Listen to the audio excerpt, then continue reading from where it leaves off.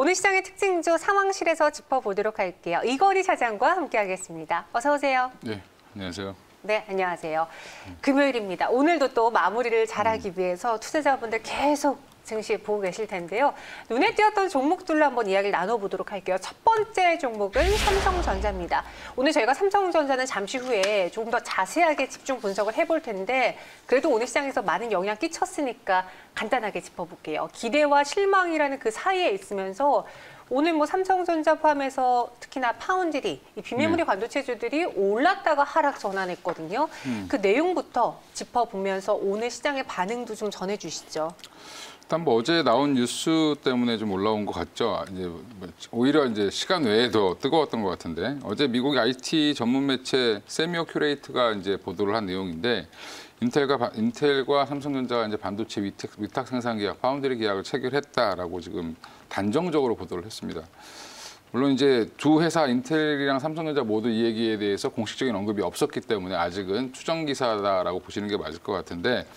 일단은 이 세미오 큐레이트라는 회사 자체 그 보도 이제 전문 매체죠. 이 매체가에 대한 신뢰성이 굉장히 높기 때문에 대부분 애널리스트들이 사실일 거다라고 지금 얘기를 하고 있고요. 그 내용을 보면 이제 오스틴이라는 텍사스주에 있는 오스틴 공장이 이제 삼성전자가 갖고 있는데 거기에서 아마 생산할 가능성이 높지 않겠냐고 예상을 하고 있고.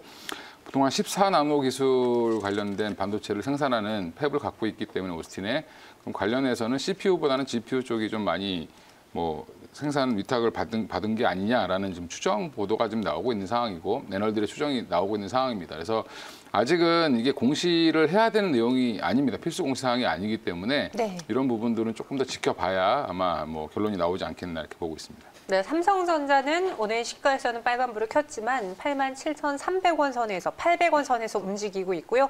관련주들도 하락 전환했습니다. 이에 대한 이야기 저희가 잠시 후에 집중 분석해 보도록 하고요.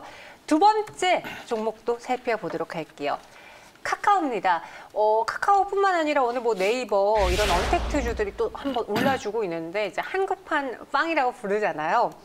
카카오와 네이버의 오늘 시장 상승 요인에 대해서는 어떻게 분석해 볼 수 있을까요? 오늘 시장의 분위기는 지수는 좀 묶어놓고 그동안 못 올랐던 조금 시총이 뭐 물론 네이버나 카카오는 높지만 좀 낮은 종목들이라든지 뭐 소비재라든지 이런 종목들이 올라오고 있는 상황이고 그러니까 결국에 이제 약간 순환매가 좀 도는 게 아니냐라고 지금 보고 있습니다. 그래서 네이버, 카카오도 저는 이제 한 번쯤 갈 때가 되지 않았나 했더니 이제 지금 카카오가 먼저 땡겼고 그다음에 또 네이버가 지금 따라가고 있는 상황인데 사실은 뭐 어제 미국의 빅테크 회사들에 대한 여러 가지 이제 뭐 금리 상승 이슈 이런 것 때문에 눌렸던 것들이 오히려 이제 뭐 그런 것들이 좀 불식되면서 그리고 또 이제 바이든 행정부의 이런 기대감, 뭐 법인세가 늦춰진다는 그런 여러 가지 이슈들 때문에 좋았습니다. 그리고 실적도 좋고. 근데 이제 카카오나 네이버도 개별 이슈들이 많이 있습니다. 뭐 같이 움직이는 것 같지만 사실은 카카오는 카카오 나름대로의 지금 로드맵이 있고 카카오는 기존 투자 사업에서 성과가 본격적으로 나오고 있는 중이다라고 보시면 될 것 같고요.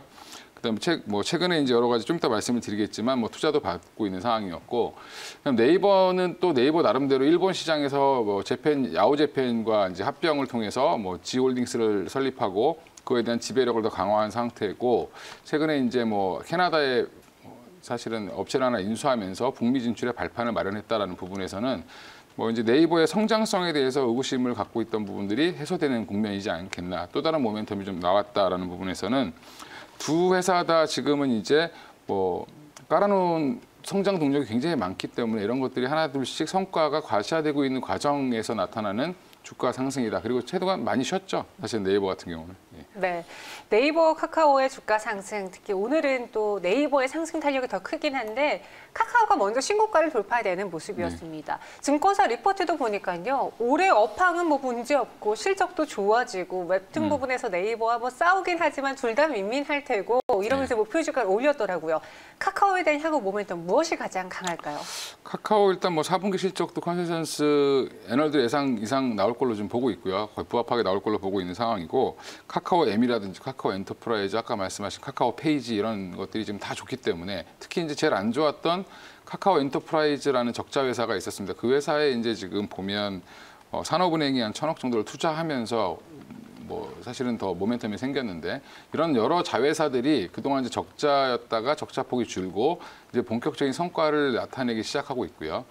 특히 이제 카카오톡에 이제 나오고 있는 그런 광고 관련된 것들도 지금 매출이 지금 갑자기 급격하게 늘고 있기 때문에 네. 카카오가 그동안 뿌려놨던 여러 씨앗들이 이제는 좀 돈을 걷어들이기 시작하는 그런 국면이기 때문에 그런 것들이 좀 반영돼서 선반영돼서 주가가 좀 먼저 가는 그런 모습인 것 같습니다. 네.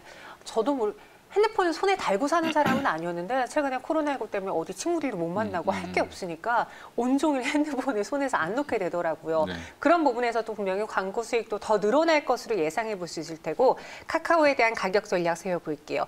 지금 갖고 계신 분들의 경우에는 수익이 많이 났다라고 자랑하신 분들도 있는데 또 이러면 저희가 신규 매수해도 될까? 혹은 물량을 늘려봐도 될까 고민할 타이밍이잖아요. 매도하시려고 하시는 분들도 있을 테고 가격 전략 어떻게 세워볼까요? 카카오를 8월 달에 이제 고점을 찍고 다시 이제 기간 조정을 받다가 사실은 뭐 1월 초부터 올 초부터 이제 올라오기 시작을 했다. 주봉으로 보면 이제 뭐 전형적인 상승을 보여주는 차트죠. 이제 약간 커피잔 같은 모양인데 손잡이 부분을 이제 뚫고 나가는 그런 모습이 나오고 있는 상황인데 저는 이제 뭐 저도 갖고 계신 손님들한테 하는 얘기가 그냥 들고 있어라. 얼마까지 갈지 사실 잘 모르겠다. 네. 그렇게 얘기를 하고 있는데 목표가는 애널리스트들의 이제 다양한 이제 분석이 있지만 사실은 이제 지금 현재 기준으로 12개월 예상치, 그러니까 12개월을 앞으로 내다봤을 때 제시한 목표가에 보통 상단이 한 57만 원 정도 되는 것 같은데.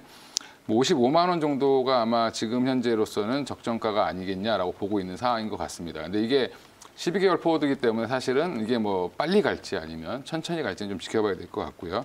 지금 보유하고 계신 분들은 계속 보유하시는 게 맞을 것 같고 만약에 이게 없다라고 생각하시는 분들 뭐 한 번 더 사보고 싶다라고 하시는 분들 같은 경우는 조정할 때마다 조금씩 나눠 사시는 게 좋을 것 같습니다. 오늘같이 이렇게 상승하는 날에 쫓아가는 것보다는 네. 좀 음봉이 나온다든지 주식이 항상 오르지만은 않기 때문에 그렇죠. 그럴 때마다 조금씩 두려움 갖지 말고 사셔야 됩니다. 왜냐하면 이게 보면 또 빠지면 더 빠질 것 같아서 안 사시거든요. 근데 이제 그럴 때 오히려 과감하게 좀 사시는 게 좋을 것 같습니다. 네, 카카오 뭐 하루 이틀 매수하려는 거 아니고 저희가 또 그 성장성을 보고 매수하는 거니까요. 시장이 전체적으로 밀린다 혹은 많이 올랐던 종목들 위주로도 차익실현 매도 물량이 나온다라고 할 때 여러분들 과감하게 한번 더 매수해 보시기 바라겠습니다. 카카오 짚어봤고요. 이어서 다음 상황실로 넘어가 볼게요. 오늘 게임주들이 좋아요. 다 같이 상승세를 보여주고 있고 웹젠 훨훨 날아오르고 있습니다. 오늘 딱 눈에 띄는 게임주 어떤 게 있을까요? 우리 시청자분들도 궁금하시다면 저희 질문 주세요. 네. 일단 뭐 웹젠을 보면 그 웹젠도 오늘 많이 올랐지만 네. 지금 최근에 많이 오른 데브 시스터즈라든지 뭐 넥슨 GT. 네, 넥슨 GT, 뭐 컴투스, 뭐 넷마블 이렇게 무거운 종목들까지 지금 올라가고 있는 상황이고 카카오 게임즈도 올라가고 있습니다. 그래서 물론 이제 10% 이상 상승한 건 데브 시스터즈나 뭐 넥슨 GT 정도로 보시면 될 것 같은데 웹젠뿐만 아니라 이런 게임주들이 오늘 좀 올라간 이유는 결국에는 그 중국의 한한령 해제가 본격적으로 이제 되지 않겠냐라는 그런 뉴스가 나오면서 그런 것들이 좀 반영됐다라고 보시면 될 것 같고요. 특히 이제 웹젠은 중국 시장에서 이제 벌어들이는 IP 수익이 이제 굉장히 많기 때문에 그런 것들에 대한 기대감, 전민기적 투 뭐 이런 것들에 대한 기대감이 여전히 좀 남아 있다. 중국 판호 관련된 얘기가 좀 나오고 있기 때문에 그런 것들 때문에 좀 기대감이 좀 많은 것 같고요. 뭐 데브 시스터즈 같은 경우 글로벌로 진출하는 뭐 쿠키런 관련된 새로운 게임을 신작 모멘텀이 있는 것 같습니다. 그래서 넥슨 GT도 마찬가지로 신작 모멘텀이 있기 때문에 보통 이제 게임주 투자하실 때 저는 게임주를 잘 안 하긴 하는데 네.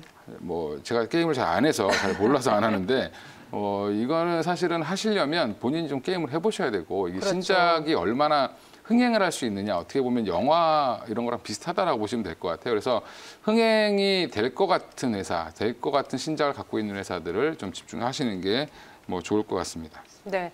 게임주를 관심 없게 보시는 분들은요. 게임을 별로 안 좋아하시는 분들도 많을 테고. 그런데 저는 개인적으로 궁금한 게 이 코로나19 집콕 수혜주로 꼽혔었잖아요. 네. 근데 빠르면 2월 설 전부터 백신을 맞을 수 있다라고 하니 이젠 피해주로 부각이 되는 건지 혹은 아니면 신작 효과 때문에 오히려 올해 더 갈 수 있을지 뭐가 더 강할까요? 이제 뭐 그 제가 볼 때는 코로나 이슈는 게임주엔 별 영향이 없을 것 같고요. 네. 언택 관련돼서 수혜를 볼 거다라는 부분은 이미 이제 뭐 아니다라는 게 나온 것 같고, 그러니까 결국에는 지금 게임주들 상승한 종목들 보면 대부분 신작 모멘텀이라고 보시면 될 것 같습니다. 흥행 가능성이 높은 게임을 출시한 회사들 같은 경우에는 좀 더 주목을 받고 있는 거고요. 그래서 그런 오히려 신작 모멘텀이라든지 오히려 한한령에 이제 중국에 이제 진출되어 있는 그런 회사들, 중국 진출 가능성이 높은 회사들, 그런 회사에 대한 기대감들이 좀 시장에 반영되는 것 같습니다. 네, 게임주는 뭐 강제 장기 투자 중이라고 하신 분도 있고요. 대표적으로 뭐 NC소프트의 주가 추이도 많이 보시는데 3,000비 돌파하고서는 게임주들이 힘을 못 썼거든요. 근데 다시 올라서면서 지금 NC소프트의 경우도 100만 원을 향해 가고 있습니다. 그럼 이 종목들에 대한 가격 전략 어떻게 세울지 오늘은 웹젠을 주인공으로 한번 목표를 세워볼게요. 이제 뭐 웹젠은 갖고 계신 분들은 좀 되게 지루하셨을 텐데 최근 이제 뭐 한 2, 3주? 한 달 사이에 좀 많이 올라왔죠. 네. 그래서 지금 뭐 거의 전고점을 뚫고 오늘 신고가를 한번 기록하고 윗꼬리를 달고 있는 모습인데, 제 주봉을 펼쳐놓은 이유는 그만큼 많이 올라서 오랫동안 이제 기간 조정을 잘 받았다. 뭐 네이버나 카카오나 다 이런 모습이죠.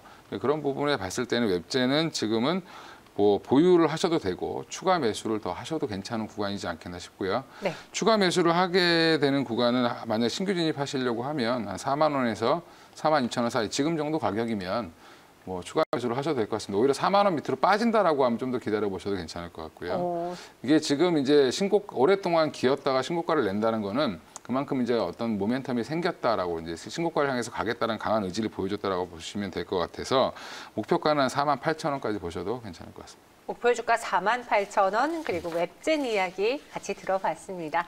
다음 상황실은요, 오늘 현재 구간 급등하고 있는 두산 퓨어셀로 이야기 나눠볼게요. 신고가를 경신했습니다. 왜 올랐나 봤더니 첫 번째로는 지분 이야기가 있고요. 두 번째로는 항상 갖고 가는 그 바이든 테마주가 있어요. 먼저 바이든 테마주로 왜 두산 퓨어셀이 엮이는지 두산 퓨어셀에 대해서 소개를 해드려볼까요? 일단 예전에도 제가 뭐 SP어셀이나 두산 퓨어셀이나 뭐 수소 관련된 얘기를 굉장히 많이 했던 것 같은데. 맞아요. 근데 그때 제가 했던 핵심적인 키워드는 뭐였냐면 결국엔 수소다. 결국엔 수소다? 네, 왜냐하면 이제 뭐 신재생 에너지를 확대해서 불규칙적인 전기 생산을 결국엔 에너지로 모을 수 있는, 저장할 수 있는 가장 어떻게 보면 저렴한 수단, 뭐 가장 좋은 수단이 수소로 전환하는 거기 때문에 결국 수소 연료전지 사업이라든지 이런 것들은 굉장히 좀 앞으로 각광을 받을 수밖에 없다라는 부분이고요. 수소차보다 오히려 더 큰 부분이 수소 발전이라든지 뭐 수소로 지금 남은 잉여 전기를 수소로 저장하는 그런 산업일 걸로 보고 있습니다. 관련해서 이제 두산 퓨어셀 우리나라에서 가장 좋은 수소 연료전지 사업을 하고 있는 회사고, 밸류에이션 상으로 굉장히 비싸다 싸다 여러 논란이 많이 있지만 여전히 이거는 이제 성장성을 보고 베팅하는 그런 회사다라고 보시면 될 것 같고요. 어제 이제 블랙록이라는 회사가 미국의 유명한 이제 운용사인데 굉장히 큰 운용사고 뭐 잘하는 운용사입니다. 그 운용사에서 지분을 1.06% 정도, 138만 주 정도를 사서 더 늘렸다라고 공시를 했죠. 기존에 갖고 있던 거를 좀 더 추가를 해서 현재 한 6.18% 정도 보유를 하게 됐습니다. 그래서 이제 수소연료전지 사업에 대한 시장의 관심이 증가하고 있고, 결국엔 신재생 에너지의 확대는 수소 경제의 확대로 같이 이어질 수밖에 없다라고 보시고, 그런 것들이 아마 시장에 반영되면서 그동안 좀 많이 쉬었죠, 두산 퓨어셀이. 네. 그래서 다시 한번 추가 상승을 하는 모습인 것 같습니다. 여기서요, 은님이 전기차, 수소차 중엔 그래도 전기차 아닌가요? 라고 해주셨는데 앞서 뭐 끝은 수소다라고 하셨잖아요. 그 이유가 궁금하네요. 그러니까 전기차, 수소차에서 그 수소랑 이거랑 다르다고 보시면 될 것 같고요. 아예 신재생 산업에서의 수소를 그렇죠. 이야기하시는 수소로 건가요? 저장을 했다가 수소를 다시 전기로 만들 때 네.